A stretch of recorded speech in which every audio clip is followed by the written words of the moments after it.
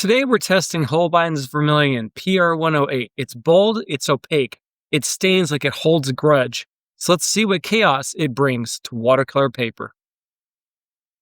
Coming to you from the studio today, and I want to do a product review of Holbein's Vermillion. Now, Vermillion is made of a pigment PR108, which is often called cadmium red.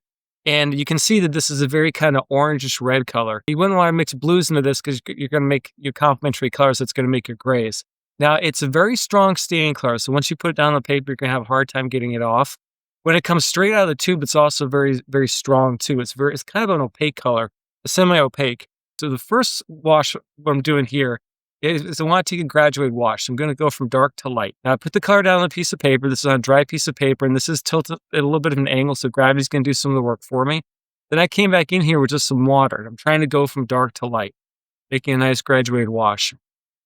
Then we'll rinse the brush off again and come back with clean water again. And I'm just trying to see is this a granulating color? Is it streaky? I'm not doing a great job with this wash here right now, which is why I'm going back up into here and trying to control the water.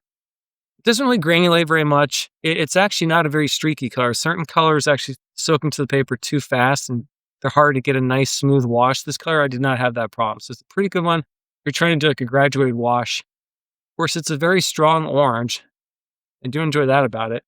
The second test that I want to do here is I put the paper flat.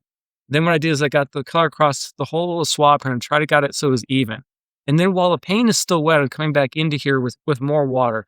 And I want to see if this color actually blossoms very well. So I'm trying to do intentional water blossoms. And the hardest thing about water blossoms is you just have to drop the water on top of the wet paint and just let magic and gravity do everything for you. Now, this color doesn't really seem to blossom very well, because it seems like the color has a tendency to soak into the paper too quickly. Then I'm going to try this one more time with like the light wash of the color. And then it's still partially wet, drop water into it. And you can see you get some blossoming effects, but it's not super, super strong. And being a cadmium color, you just got to be careful. Don't eat this paint. I mean, I quit eating paint years ago. It just freaking tastes terrible. This cadmiums will kill you, so don't do that. And while this is wet, drop more water and just see what happens. It's a very, very pretty orange, so I do like it. And because it stains, it'd be great to put this down first. And then once there's 1,000% dry, go over with other colors. And the color's not going to come off the paper very easily. Holbein's Vermillion. Strong staining, super opaque, and definitely not shy. If you need a red orange that grabs attention, never lets go, this one's your troublemaker. If you enjoyed this content, please hit subscribe. If you're interested in all the materials used in this painting, check out the YouTube description below.